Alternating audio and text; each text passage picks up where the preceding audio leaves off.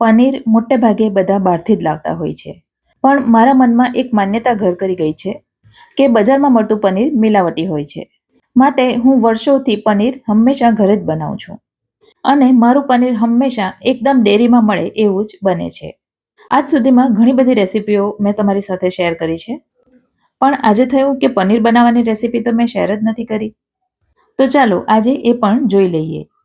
અને જેમણે મારી ચેનલ ફૂડ વિથ ફાલ્ગુનીને હજી સુધી સબસ્ક્રાઇબ નથી કરી, એમને વિનંતી છે કે જલ્દીથી સબસ્ક્રાઇબ કરી દેજો. તો ચાલો જોઈએ પનીર બનાવવાની એકદમ પરફેક્ટ રીત. આજે હું 1 લીટર દૂધનું પનીર બનાવી રહી છું. હવે પનીર બનાવવા માટે હંમેશા ફૂલ ફેટ દૂધનો ઉપયોગ કરવાનો. મલાઈ ઉતારેલું કે ટોન મિલ્ક લેવાનું નથી. અને આ છે આપણી ટીપ નંબર 1 કે ફૂલ ફેટ દૂધ લેવાનું. તો આ 1 લીટર ડેરીના કાચા દૂધને મેં હમણાં ગરમ કરવા માટે મૂક્યું છે. ગરમ કરવા માટે તમારે કોઈ પણ જાડા તળિયાવાળું વાસણ લેવાનું. મેં થોડું પહોળું વાસણ એટલા માટે લીધું છે કે તમને જોવામાં સરળતા રહે. હવે આ દૂધને એક ઉભરો આવે ત્યાં સુધી ગરમ કરવાનું છે. હવે દૂધને ફાળવા માટે અહીં આપણે લીંબુનો ઉપયોગ કરવાના છીએ.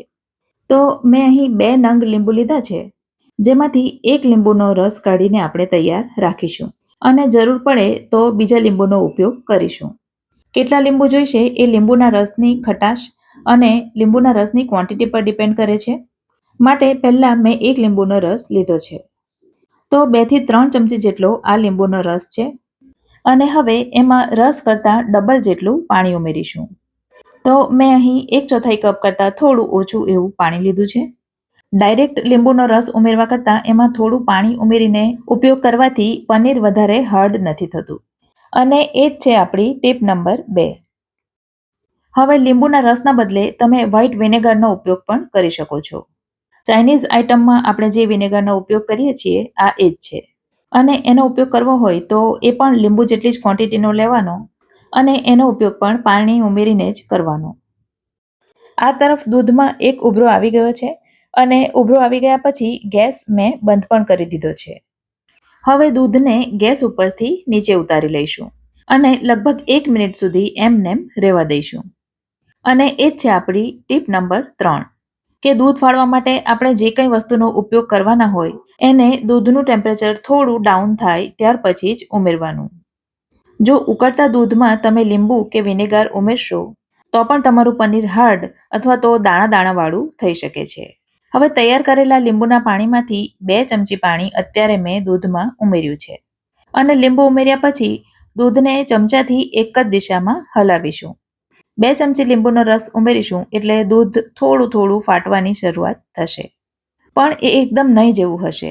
માટે ફરી પાછું એમાં 2 ચમચી લીંબુનું પાણી ઉમેરવાનું અને ફરી પાછું ચમચાથી હલાવવાનું. ફ્રેન્ડ્સ, ઘણીવાર એવું બને છે કે પનીર એકદમ દાણા દાણાવાળું બને છે અને સેટ નથી થતું, અથવા તો ઘણીવાર એકદમ રબર જેવું ચૂઈ બને છે. તો આ બધી ટિપ્સ તમે ધ્યાનમાં રાખશો તો તમારું પનીર એકદમ પરફેક્ટ બનશે. હવે બધું લીંબુનું પાણી મેં ઉમેરી દીધું છે અને છતાં પણ તમે જોઈ શકો છો કે પનીર એકદમ તૈયાર થયું નથી. માટે બીજા લીંબુમાંથી અડધા લીંબુના રસનું મેં ફરીથી પાણી તૈયાર કર્યું છે અને એ આપણે બધું ઉમેરી દઈશું. હવે પનીર ઘણું બધું તૈયાર થઈ ગયું છે, પણ એકદમ તૈયાર થયું નથી. માટે હવે બાકી બચેલું અડધું લીંબુના રસનો ઉપયોગ પણ આપણે કરી લઈશું. તો ટોટલ 2 આખા લીંબુનો ઉપયોગ આપણે અહીં કર્યો છે. અને હવે તમે જોઈ શકો છો કે પનીર અને પાણી એકદમ છૂટા પડી ગયા છે. પાણીનો રંગ હલકો લીલો જેવો થઈ જાય એટલે સમજવાનું કે હવે પનીર તૈયાર થઈ ગયું છે. અત્યારે આ પનીર એકદમ ગરમ છે, તો ફટાફટથી એને ગાળી લઈશું.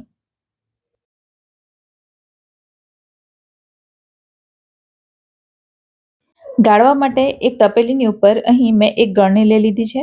સ્ટીલની પ્લાસ્ટિકની તમે કોઈ પણ ગળણી લઈ શકો છો. હવે એના ઉપર એક પાતળું કોટનનું કપડું પાથરી દઈશું.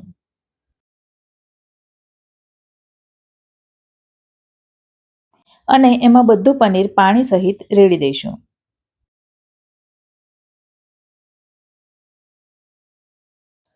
વાસણમાં જે પનીર ચોંટ્યું હોય એ પણ બધું લઈ લઈશું. ત્યાર પછી કપડું ભેગું કરીને એમાંનું પાણી થોડું નિતારી લઈશું. આ કામ ઉતાવળથી કરવાનું, કારણ કે આપણે પનીરને તરત ઠંડુ કરવાનું છે.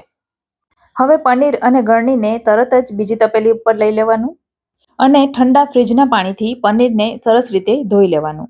અને આ છે આપણી ટીપ નંબર 4 કે ગરમ પનીરને આ રીતે તરત જ ઠંડુ કરવાનું. જો આપણે પનીરને આ રીતે ઠંડુ ન કરીએ તો પણ પનીર હાર્ડ થઈ શકે છે. વળી પનીરમાં પાણી રેડવાથી એમાં જે લીંબુનો ભાગ હશે એ પણ નીકળી જશે. માટે પનીરમાંથી આપણે કોઈ પણ મીઠાઈ બનાવવાના હોઈએ તો એમાં પણ લીંબુનો સ્વાદ નહીં આવશે. આટલું થઈ જાય એટલે હવે પનીરને ફરીથી સરસ રીતે નીચવી લેવાનું. કપડામાં પનીર ફરતેથી એક સરખું હોવું જોઈએ, જેથી બધી તરફથી એનો એક સરખો શેપ આવે. વળી ફ્રેન્ડ્સ, આ જે વધેલું પાણી છે એ પણ ખૂબ જ પૌષ્ટિક હોય છે, તો એનો ઉપયોગ તમે દાળ, કઢી કે પછી પરાઠાનો લોટ બાંધવા માટે ઉપયોગમાં લઈ શકો. હવે પનીરની આ પ્રકારની ટાઈટ પોટલી વાળી દેવાની અને મેં એના ઉપર આ રીતે એક પ્લેટ ઊંધી મૂકી દીધી છે અને હવે એના ઉપર કોઈ પણ વજનદાર વસ્તુ મૂકી દેવાની. મેં ગળણીની ઉપર જ વજન મૂક્યું છે, પણ તમે કોઈ થાળી ઊંધી કરી અને એના ઉપર પનીર મૂકી અને એના ઉપર પણ વજન મૂકી શકો. ટૂંકમાં પનીરની અંદર રહેલું પાણી સરળતાથી બહાર નીકળે એ પ્રકારનું રાખવાનું. હવે આવે છે ટીપ નંબર 5 કે પનીરને વજનની નીચે માત્ર 30 થી 45 મિનિટ સુધી જ રાખવાનું. જો તમે એને વધારે સમય વજનની નીચે રાખશો તો એમાંનું વધારાનું પાણી નીકળી જશે, જેના કારણે પણ પનીર હાર્ડ થઈ શકે છે. હવે અડધો કલાક થઈ ગયો છે અને પનીરને આપણે બહાર કાઢીશું.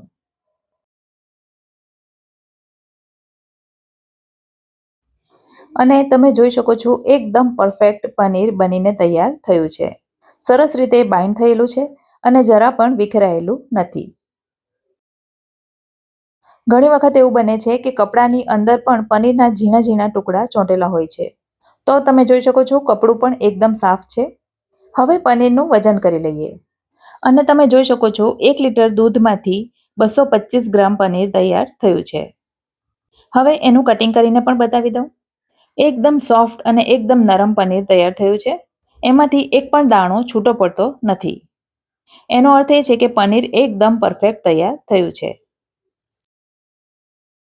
પરફેક્ટ પનીર હોવાનો બીજો એક ટેસ્ટ એ છે કે તમે આ રીતે એને પાણી ભરેલા વાસણમાં મૂકો તો પણ એ જરાય છૂટું પડતું નથી.